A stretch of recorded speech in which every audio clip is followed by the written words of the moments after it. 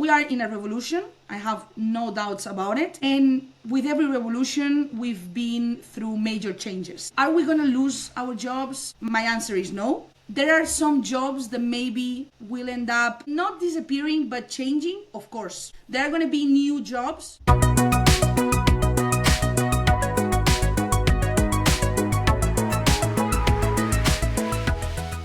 Welcome to this episode of the Storypreneurs Podcast. Joining us today is no other than Marina Francisco, a business consultant and an educator specializing in AI, automation, and business digitalization. She helps businesses leverage the power of Copilot, Microsoft Power Automate, and Copilot Studio to optimize their workflows and make smarter decisions. Marina has spoken at major events, including the Talent Tech Summit and the Global Power Platform Bootcamp, sharing insights on automation and digital transformation. If you're looking to explore AI's impact on business operations and pivot into AI automation, Marina is your expert. She joins us today. Hi, Marina. Welcome to the show. Thank you so much. I'm really excited to be here and to be able to share what I really like to do, that it's helping others to improve their productivity, optimize their time using technology. So let's get straight into it. So what can you tell me about the AI-driven automation? How can it improve efficiency in business operations these days? The thing is, we can use these technologies, AI combined with automation. At the end of the day, we've been using the generative AI for almost 2 years. We've known about ChatGPT, about Copilot, about DeepSeek, about Gemini, all these tools. And they are general. They can give us, we can create content, we can organize content, but sometimes we need to go a little bit farther and to automate tasks. And when we can combine both of them, I do work with tools like Power Automate or Copilot Studio, but we have tools like Make or UiPath that do similar work. And being able to categorize emails, read the importance of the tone on an email and decide if it's important enough to stop what we're doing and change what we're doing to keep an eye on that, just because the tone of our client is negative, for example. Being able to schedule things, to generate reports, to make decisions based on data that we analyze and detecting patterns. All of these, we can do it with AI and with automation, and that's what. So where can someone who's a young entrepreneur, what can they do right now, even today, so that they can leverage, AI automation, for example, or automation to improve their business operations? Yeah, in general. I think it's important, and I always like to start with that, and that's something that I said on my talk. We need to understand our processes and understand how things works from the starting point to the finishing point, and on those processes analyze them and see where we can introduce technology to leverage our work and our workload, basically. If we are an entrepreneur, we are a small business, and we think, well, there are too many tools, there are too many things, I don't know where to start, maybe this is not for me, it's for big companies. There are all these questions, and I do believe all these misconceptions. I think the first step we need to do is understand the processes we do. If we talk to customers, or we sell online, or what we would like to automate. For example, could be automating and processing invoices with AI perfectly, and just start working with one tool. If you work with Microsoft, go for Power Automate. If you work with Google, the Google Suite, for example, I can recommend you to go with Make, for example, with Zapier. These tools are really front end, really easy to use. The user experience is really, really, really simple. We don't need to be technical in order to use these tools. This is another thing that I keep repeating over and over again. I'm not a technical profile. I did journalism back in the day, so imagine.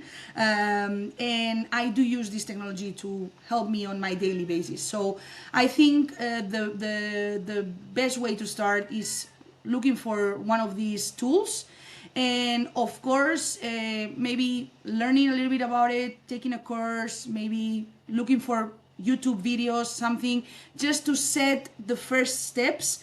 The first time you do an automation and it works, from that I do believe it goes easy and easier. But I think that's a good way to start. So apart from time, what can other or entrepreneurs benefit with automation and AI? For example, I know that big companies, they have roles and people working in specific things, but when we talk about small companies and entrepreneurs, they do multitask all the time. They need to be on top of everything, and when you need to be on top of everything, you need to remind a lot of things. You need to remember a lot of things. If you automate processes, you can understand me, about those processes, and just intervene on them to approve things. Imagine changing your role from someone that needs to create, that needs to do things from scratch, to be someone that just supervises, that just works as an editor and just needs to say yes or no. That's another thing they are going to be able. They are going to be able to scale their businesses, because they are going to be able to manage so much with so little. It's not so little, but it's a way to put it out there. And I do believe also it's going to help them with decision making. When you can analyze information, when you can see how things work, you keep seeing, for example, client's behavior that goes in a wrong way, you can be able to understand that there's a problem there, analyze it, and make decisions. You're going to be able to do that with AI to obtain better and quicker responses. I think for profiles or for roles that are multitasking, these kind of tools are going to help them to keep their mind in peace, and keep working and keep generating business. Are there any free tools that you recommend that entrepreneurs can use? For example, if they already work with Microsoft 365, they have an business account, they are going to be able to test Power Automate for free. All the capabilities, even the AI capabilities, they are, of course, you have a trial period that you can even extend a couple of times. So you're going to be able to have enough time to see if that tool is for you. If that's not your case, you don't work with Microsoft, it's okay. You can go for Zapier, for example, that it has like a small period of time that you can do a trial. Make has the same opportunities. At the end of the day, generally, if you want to have the whole capabilities, you're going to have to pay. But if you want to start and try a little bit and see if that works for you, those tools are going to let you have a trial period to see how they work. What are some of the common misconceptions that business owners have generally about AI and automation? Yeah. I think we've already talked about one of them, that is thinking that AI is only for big companies. I don't believe on that. I do believe that AI is for everyone, but when it comes to entrepreneurs, I think AI can help them leverage their work. So there are a lot of benefits that we've been talking about. Another misconception, and I do want to talk a little bit about this one, is that AI is going to replace people. And I think it's, the conversation has been shifting and evolving. At the beginning, there were a lot of people saying, I'm not going to work with this technology. This is going to make me lose time. I'm afraid of what this can make. And sometime after this, I had conversations again of people saying, this is amazing. I cannot live with this kind of help that I get from AI, from automation. The thing is, we are in a revolution. I have no doubts about it. And with every revolution, we've been through major changes. Are we going to lose our jobs? My answer is no. There are some jobs that maybe will end up not disappearing but changing, of course. There are going to be new jobs, of course, again. So what I do believe here is, if we as workers, as entrepreneurs, as companies don't use this technology, we don't join forces with it, at one point we're going to be giving our other companies and the competence, we're going to give them opportunities that we are not going to have because we are not using this technology. So I do believe that we need to learn about it, we need to use it, we need to understand the ethical, the moral questions about it. We need to understand that it can be incorrect sometimes, incoherent sometimes, that it has biases. Of course, it's not a perfect technology, but I think that's one of the misconceptions, thinking that we're going to lose our job to AI. If we don't learn AI and we don't update ourselves, our knowledge, maybe one day we will lose our job. But I don't think it's going to be major losses and people saying, wow, I lost my job because AI is covering it. We have, as humans, as workers, we have so much to give about creativity, strategy, the way we organize things. Let AI do the other boring stuff, and let's keep us doing more interesting and more creative job. But I don't believe it's going to replace people. And another misconception is that AI works automatically, no setup, easy peasy. Within 3 seconds, we can already be automating things. Let's take a moment. It's not like that. We need to learn a little bit, as we do with other tools. We need to understand how it works, and we need to understand our processes. I already said that, but I think it's very important. Sometimes I do consultancy with small companies, and I'm talking to the CEO of one, and this person is saying to me, I need to automate things. Show me, tell me in 1 hour how to do it, and I will apply it. And I told that person, okay, I don't want to disappoint you, but I need to understand first your processes, what you do in your daily basis, just to see which ones we can automate, which ones are worth to adapt, to change, because sometimes we need to give a little bit to receive back. So maybe we are doing something in ABC way, and we need to change it to ABD, in order to automate. So there's a work that we need to do, that is understand how our processes work, how the actions we do, how they work step by step. And from that, and knowing a little bit the tool, we're going to start automating things. But just saying that this is no setup, you will be in 5 minutes, that's also quite of a misconception.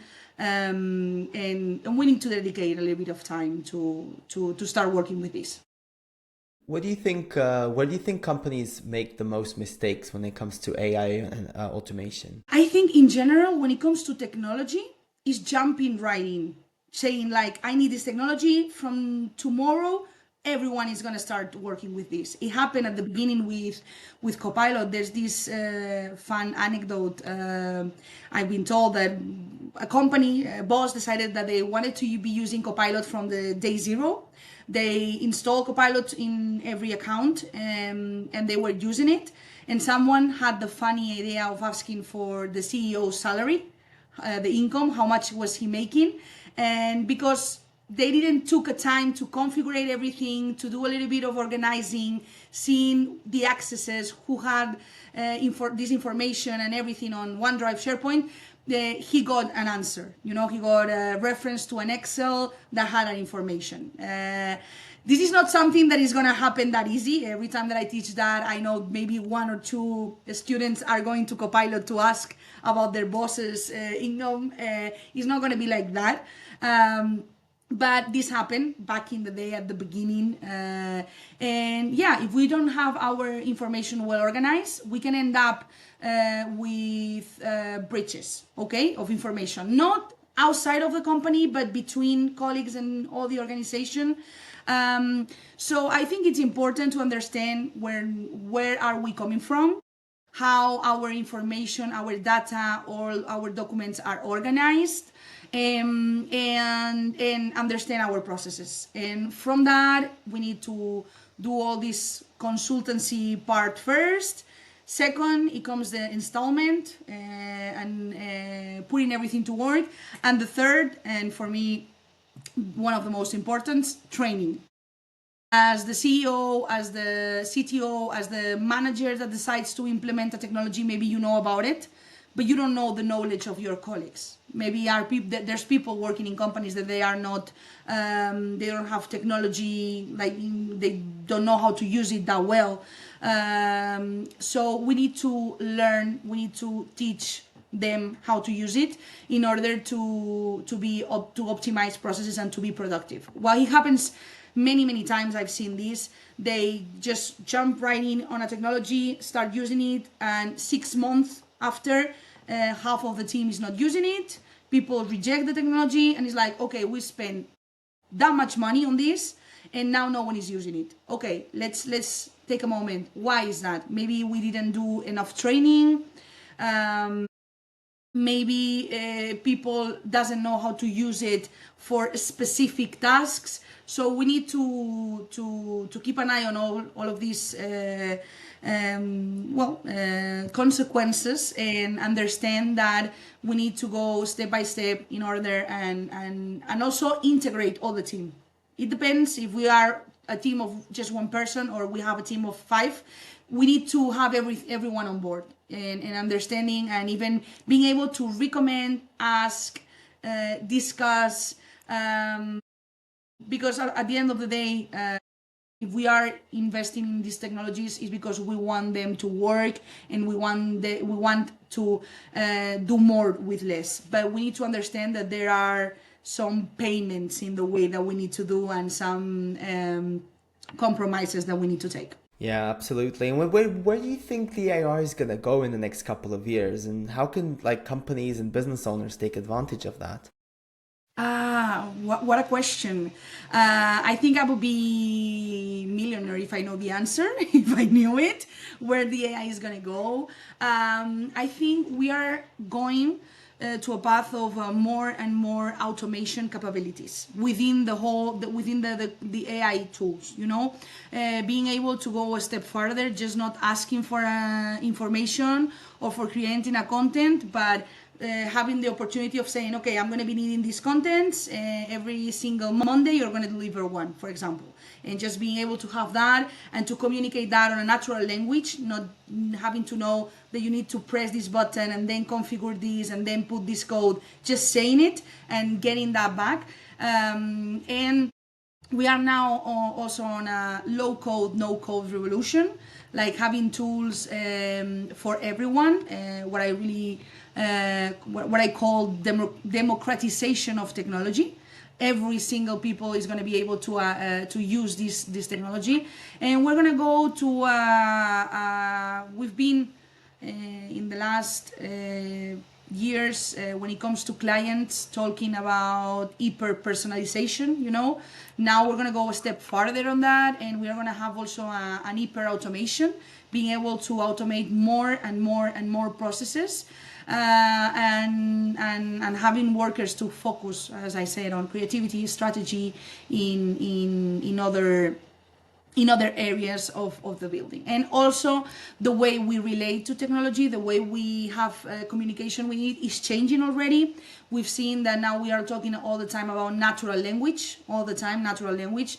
We've been interacting with internet for the last 20 years or so, more actually, with really keywords and really small ways to talk, like AI, what is? And that was all. And then you got a search result and you click on different options. Now we are changing the way we communicate. It was funny because older people I remember seeing like a meme of an old man saying, "Hi Google, can you put a song from Elvis? Thank you." And it was funny the way he elaborated that to talk to Google. And now we have to talk like that to ChatGPT or to Copilot. Recently in the news they were talking how much it cost being polite to these technologies, if we had to be polite or not. There's people in a funny way saying, I'm going to be polite because when the end of the world comes and technology dominates us, they're going to say, oh, this guy was polite to me, I'm not going to kill it, you know. Of course we are talking about the apocalyptic and not close to the truth situation, but the thing is, this change on the way we talk to technology and we communicate with it, we've never seen something similar before, and we are going to change the way we relate to technology, and that's another of those changes. Do you think more people should get education on AI and how it works, and natural language processing models and that kind of thing going forward? I mean, you have a background in journalism yourself, and look at you now. You're talking about digitalization and automation in AI. So I guess anyone, even from a creative or liberal arts background, can learn this. So is there any? Do you recommend that people at least take like a course or something to understand how this works? Is that going to be helpful for both their personal, professional life? I do believe it's interesting knowing a little bit more about what this is and how it works on a more theoretical way, but just to have the knowledge to understand when it's coming from. But I do believe it's important to get a little bit of training in the tool or tools that you're going to work with in order to be more productive with them. You said I come from journalism. There's people coming from different educational paths and working in technology. We are always talking about the mixed profiles, mixed roles, people that is not technical, but at the end of the day, they are business people with knowledge of technology. And I think it's important to identify opportunities and focusing on specifics when it comes to AI and automation. And I'm gonna go further with my explanation. What I mean is, if you work, for example, on the communication field, marketing field, you don't want to know about AI in general. You want to know about AI in the marketing field. And if you work with AI in the marketing field, but you are specialized in SEO, you want to know more about SEO and how to use AI to apply to it and get better results.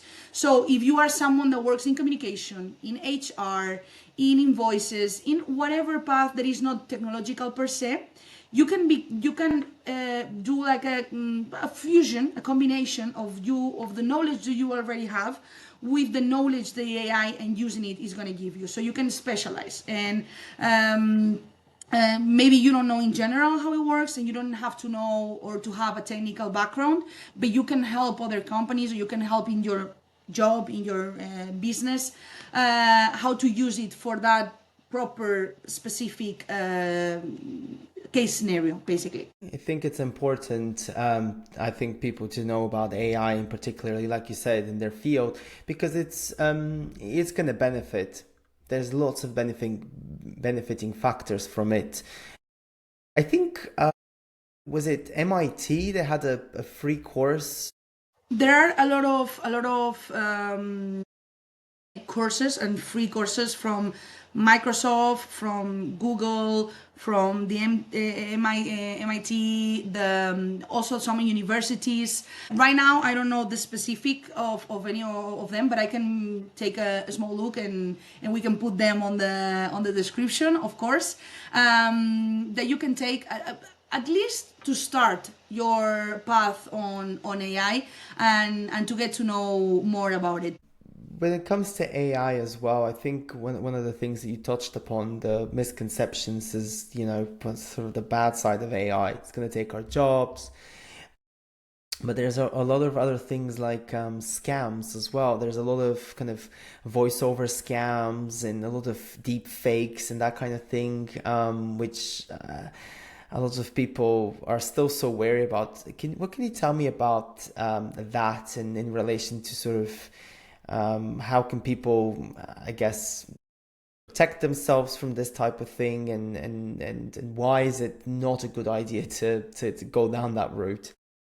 The best way to understand and to not be afraid is knowledge. Knowledge is power. If you know, you're going to be able to identify, you're going to be able to question, at least question. You don't need to say, well, I'm going to hide myself in the mountains because this is going to end up really bad.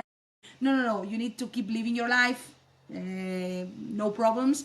But if you know, you can question yourself and you can think, okay, maybe this is not right. Maybe this email, maybe this message that I received, maybe all these situations, we can control them and we can understand to, let's not take more into that. If it's a video or an email or a message that we've received with all these AI fakes and everything, I think one of the answers is knowing, and of course being careful. Using your common sense, no? Yeah, a little bit too. Yeah, no, no, no, not everyone uses it nowadays, and sometimes it can be a little bit intense. I think if it's too good to be true, then it probably is, right?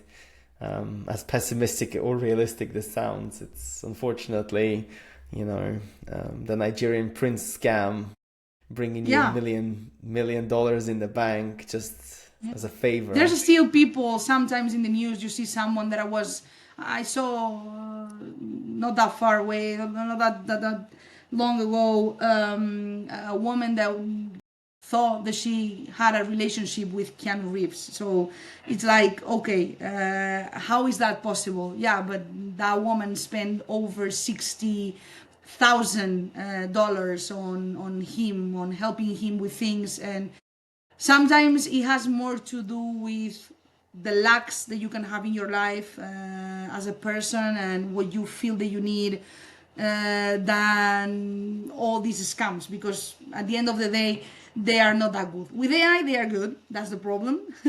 but yeah, we need to be a little bit careful. I was gonna ask you, is there a way to spot something that's written from your real mom or call from your real mom as opposed to or your bank, or as opposed to the AI? I mean, if today, if your mom is calling you, is your mom, is this her phone? We are not yet there in a place that your mom could be calling you and not be directly her phone. Maybe there are scenarios that they can happen, but it's not something that common. But if you feel that something is not right, just Trust your be gut. still, don't worry about it, and find other ways to check it. For example, when it comes to the bank, this is happening. You receive an email, you need to give us a code because your account is going to be closed or whatever. Just forget all those information. Don't contact through what you receive. Just call the number you have of your bank and ask. Go there and ask. It happened to me some time ago that I received an email that it was suspicious, and I went to the IT guy and I asked him it was through email. I went to Teams, sent him a message. Sorry, did you send this? Yes. Why? The way that it's written, it feels weird. And he was like, oh, I can understand that. And he sent another email saying, guys, it was IT. Don't worry. Please check this email, check this link. We need to update some information of you. And that was okay. But question. If you question yourself, you question things you receive, you're going to be more capable to analyze and to see if something is a scam. This is, I mean, we could talk about AI probably until tomorrow. I'm such an avid fan of this. I completely use AI in automation as well in my business. But that's all the time we've got, unfortunately. But if people want to get in touch with you to learn more about, what you're up to next, anything exciting that you're working on, what's the best place to do that? In this case, LinkedIn, the best option. Marina Francisco, I'm gonna be there. If someone has a question or wanna keep knowing more about it, you can send me an email or an email. In this case, a message, and I'm happy to talk, and I'm happy to see different options, different tools, and different situations. I'm just happy to get to know others' work and how can we help them with that. You heard it here, folks. If you're looking to explore AI and its impact on business operations, automation, business digitalization, just reach out to Marina. I'll make sure I put the comments in the comments below, the links, so people can reach out to your LinkedIn. And then they can get in touch with you. But thank you so much. I really appreciate your time. I really appreciate your knowledge. It's always great talking about topical stuff with you. I loved your talk in Alicante. And I guess I'll see you around. Yeah, thank you so much for inviting me, Seth. And of course, see you around. Thanks, Marina. Catch you later. Thank you.